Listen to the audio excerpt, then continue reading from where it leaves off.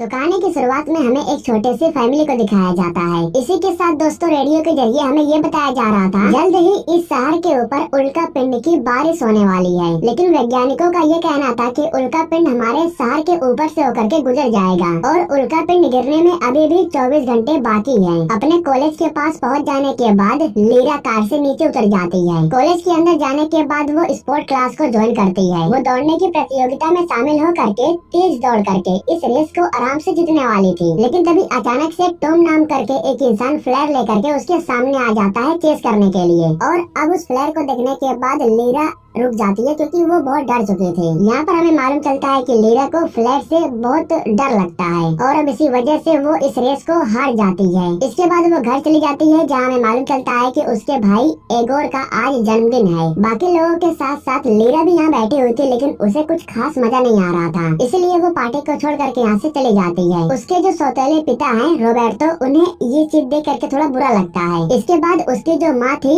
कैली, वो लीरा को समझाने के लिए उसके पास जाती है। यहाँ पर हमें मालूम चलता है कि जो कैली है वो लीरा की सगी माँ है, लेकिन जो रोबर्टो है वो लीरा के सौतेले पिता है और उसका जो भाई है एगोर, वो भी रोबर्टो का बेटा है। अब इसके बाद हमें लीरा के असली पिता एर्बो को दिखाया जाता है जो इस समय स्पेस स्टेशन के अंदर है। दरअसल जो उल्का पिंड की बारिश होने वाली थी उसी के सिलसिले से ये स्पेस स्टेशन में गए थे मिशन को पूरा करने के लिए। हालांकि इस मिशन को पूरा करने के लिए वो अकेले नहीं थे बल्कि उनके साथ में उनकी पूरी टीम थी। वो कई सालों से इस स्पेस स्टेशन के अंदर हैं, इसी वजह से उनकी बीवी और बेटी उनसे नाराज हैं। घर वालों के मना करने के बावजूद भी वो इस मिशन को पूरा करने के लिए स्पेस में आ गए। अब जैसे ही उल्का पिंड की जो बारिश होने वाली थी उससे ये लोग छुटकारा पा जाएंगे तो ये लोग वापस घर जा सकते थे। स्पेस स्टेशन के अंदर एक वैज्ञानिक अपने डायरेक्टर को बताता है कि जो भी उल्का पिंड हमारी पृथ्वी की तरफ आ रहा है उससे हमें कोई समस्या नहीं है क्योंकि वो सारे उल्का पिंड हमारे पृथ्वी के पास से होकर के गुजर जाएंगे। लेकिन अभी भी कुछ कहा नहीं जा सकता है। अगर उल्का पिंड की दिशा चेंज हो गई तो हमारी पृथ्वी पर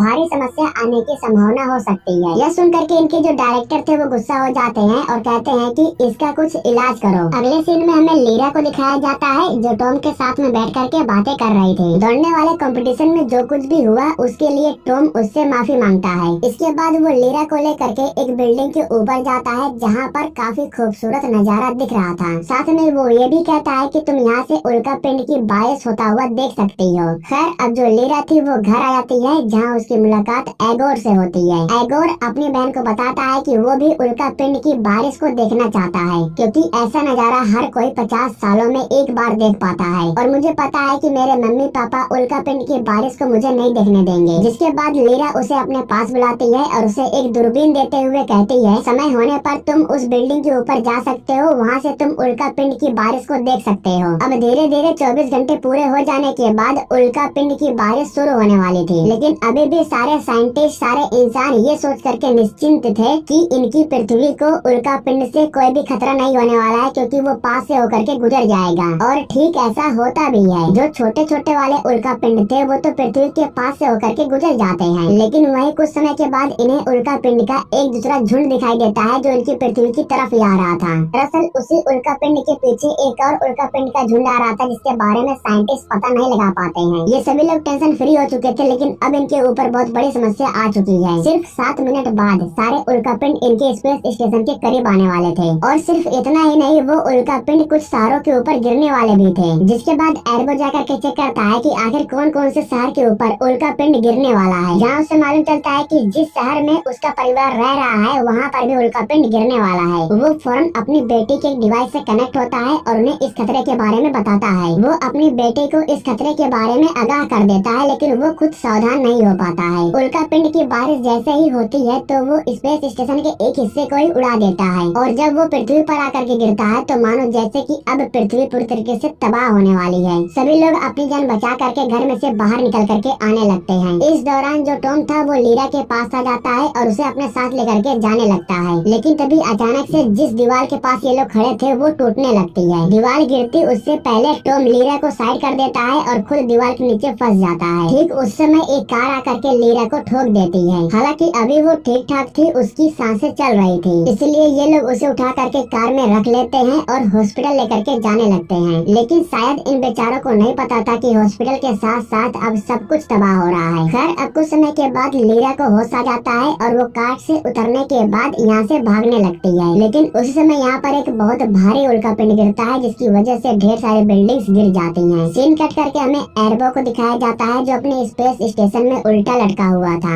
उसके शरीर से खून भी निकल रहा था क्योंकि वो थोड़ा जख्मी हो गया था। जब उसे होश आता है तब AI वॉइस उसे बताती है कि तुम्हारे अलावा इस स्पेस स्टेशन में अब कोई नहीं जिंदा बचा है। अब इसके बाद जो एर्बो था वो अपनी बेटी को ढूंढने के लिए सैटेलाइट की हेल्प लेता है और वो उस डिवाइस से कनेक्ट होता है जो उसकी बेटी के बहुत करीब है। पास के डिवाइस से जब वो कनेक्ट हो जाता है तब वो अपनी बेटी को बुलाता है। अपने पिता की आवाज सुन करके वो उठ जाती है, लेकिन बाद में लीरा को पता चलता है कि उसके जो पिता है वो मोबाइल फोन से नहीं बल्कि उसके पास में जो एक बेबी मॉनिटर है उससे कनेक्ट हो गए हैं, जिसकी वजह से वो अपनी बेटी को देख भी पा रहे थे और उनसे बात भी कर पा रहे थे। अब लीरा जिस जगह पर फंसी हुई थी एर्बो उस जगह का स्कैन करता है और लीरा को सही सलामत बाहर निकालने में वो उसकी हेल्प करता है। इस तरीके से अब जो लीरा थी वो सही सलामत उस जगह से बाहर आ जाती है। बाहर आने के बाद लीरा को यहाँ का माहौल के बारे में मालूम चलता है। उसे पता चलता है कि यहाँ पर अब रहने लायक एक भी जगह नहीं बची हुई है। हालांकि दूसरी तरफ हम लीरा के परिवार को देखते हैं जो कि यूनिवर्सिटी के अंदर रुके हुए थे और बाकियों को भी रेस्क्यू करके उन्हें भी यहाँ पर लेके आ रहे थे। लीरा के जो पिता थे वो अपनी पत्नी यानी कि केली से बात करते हैं, जहाँ केली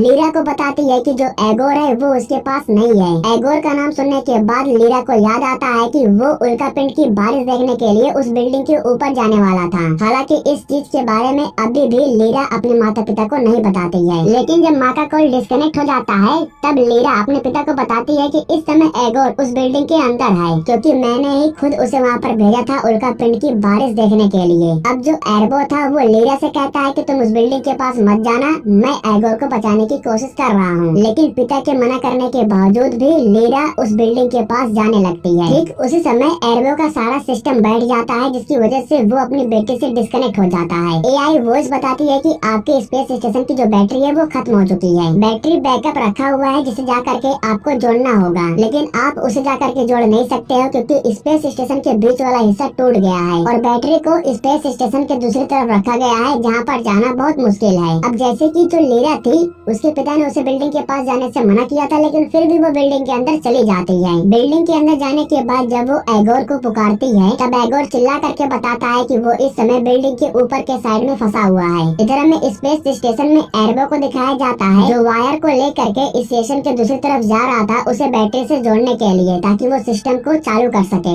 हालांकि AI वॉइस उसे बार बार ये काम करने से मना कर रही थी क्योंकि खतरा काफी ज्यादा था, लेकिन खतरे से ज्यादा उसे अपनी बेटी की परवाह थी। वो दूसरी तरफ पहुंच जाने के बाद वायर को ले जाकर के बैटरी से जोड़ देता है और कनेक्शन को ऑन कर देता है, जिसकी वजह से सिस्टम ऑन हो जाता है और उसके बाद वो वापस अपने स्पेस स्टेशन में आ जाता है। सिस्टम को चालू कर लेने के बाद जब वो दोबारा बेबी मॉनिटर से कनेक्ट होता है तब उसे मालूम चलता है कि उसकी जो बेटी है वो एगोर को बचाने के लिए बिल्डिंग के अंदर जा चुकी है। यहाँ बिल्डिंग के अंदर हम लीरा को देखते हैं जो सही सलामत एगोर को अपने पास हासिल कर लेती है। लेकिन ऊपर से जब एर्बो इस बिल्डिंग को स्कैन करता है तब उसे मालूम चलता है कि इस बिल्डिंग के गिरने के चांसेस 87% है। यह जानने के बाद एर्बो भी बहुत डर जाता है क्योंकि उसकी बेटी उस बिल्डिंग के अंदर ही फंसी हुई थी। लेकिन इसके बाद वो अपनी बेटी को एक आसान रास्ता बताता है जिसकी वजह से वो बिल्डिंग से बाहर आ जाती है और वो जैसे ही बाहर निकल करके आती है तभी बिल्डिंग टूट करके नीचे गिर जाती है। अब ये दोनों अपनी जान बचाने के लिए एक बिल्डिंग के अंदर चले जाते हैं। इस बिल्डिंग में कोई खतरा नहीं था क्योंकि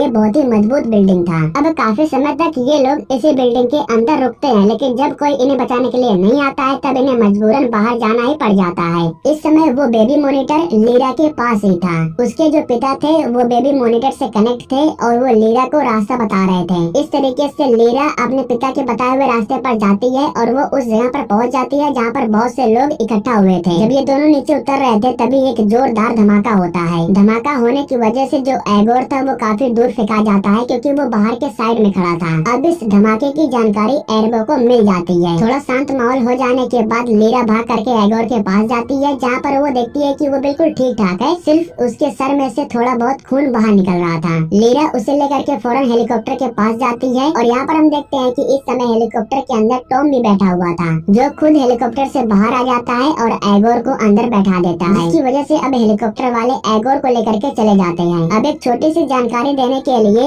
एर्बो एक बार फिर से लीरा के पास वाले डिवाइस से कनेक्ट होता है और इस बार वो टॉम के फोन पर कनेक्ट हुआ था। इसके बाद जब लीरा अपने पिता से बात करती है तब वो लीरा को बताते हैं कि तुम्हारे पास एक बहुत ही बड़ी बोट है। कुछ समय पहले जो धमाका हुआ उसी बोट के अंदर हुआ है, जिसकी वजह से आग फैल रही है और अगर आग धीरे धीरे पूरे बोट में फैल गई तो एक जोरदार धमाका होगा, जिसकी वजह से आधा शहर पूरी तरीके से बर्बाद हो जाएगा। तुम लोगों के पास अभी भी समय है, जितना हो सके उतनी दूर जाकर के भाग जाओ। मैं तुम्हें बता रहा हूँ अब रेस्क्यू टीम बिल्कुल भी नहीं आने वाली है, ये लास्ट हेलीकॉप्टर था। अगर इसके बारे में तुम किसी को जाकर के बताओगी तो वो तुम पर विश्वास नहीं करेगा। जिसके बाद लीरा कहती है कि मैं इस तरीके से सबको छोड़ करके नहीं भाग सकती हूँ। पिता की बातों को सुन करके वो गुस्सा हो गई थी, इसलिए वो फोन को फेंक देती है। दरअसल लीरा समस्या का समाधान ढूंढ करके उसे ठीक करना चाहती थी, ताकि शहर और शहर में रहने वाले लोग दोनों की जान बच जाए। इसके बाद ये दोनों एक छोटे से नाव को लेकर के उस बड़े से बोट के पास जाते हैं। अब ये लोग बोट के अंदर जाते हैं लगे हुए आग को बुझाने के लिए, लेकिन आग काफी ज्यादा मात्रा में लगी हुई थी और जैसे ही आग को लीरा देखती है तो उसे बेचैनी होने लगती है। यहाँ पर जो टॉम था वो बेबी मॉनिटर को लेने के बाद उसे ठीक कर देता है, जिसकी वजह से अब उसके जो पिता थे वो दोबारा उससे कनेक्ट हो पाते हैं। जब उसके पिता को मालूम चलता है कि वो बोट के अंदर जा चुकी है तब उसके पिता भी उसकी हेल्प करने लगते हैं। वो रास्ता बताने लगते हैं कि आग को बुझाने के लिए इन्हें किस तरफ जाना चाहिए, लेकिन इस दौरान टॉम गलती से दूसरे दरवाजे को खोल देता है जिसमें आग लगी हुई थी। आग की वजह से टॉम काफी दूर फेंका जाता है, जिसकी वजह से वो बेहोश हो जाता है। अब टॉम बेहोश हो चुका था, इसलिए लीरा के पिता उससे कहते हैं कि अब जो भी करना होगा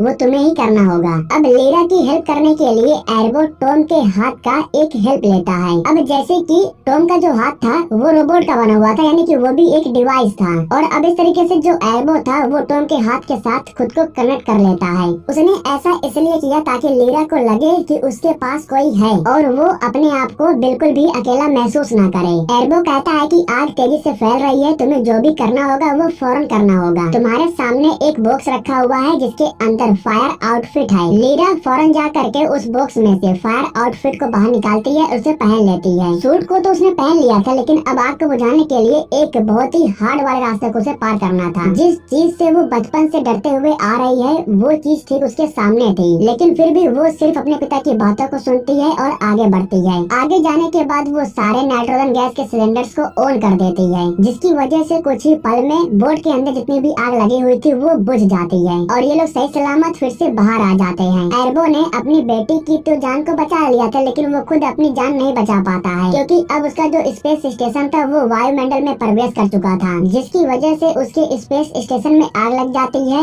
और स्पेस स्टेशन के साथ साथ वो भी जल करके मारा जाता है। इधर जो लीरा थी वो अपनी माँ के पास सही सलामत पहुँच जाती है, लेकिन अभी भी वो अपने पिता को याद करके बहुत रो रही थी। इसके बाद वो अपने भाई को देखती है जो कि बिल्कुल ठीक ठाक था। कुछ जगहों पर ही उल्का पिंड गिरा था, लेकिन कुछ जगह ऐसी थी जो बिल्कुल सुरक्षित थी। ये लोग उन्हीं में से एक जगह पर जा करके अपनी लाइफ को एंजॉय करते हैं। और इसी के साथ दोस्तों ये कहानी यहीं पर समाप्त हो जाती है। दोस्तों हमारे YouTube चैनल को सब्सक्राइब करने के लिए आप लोगों का दिल से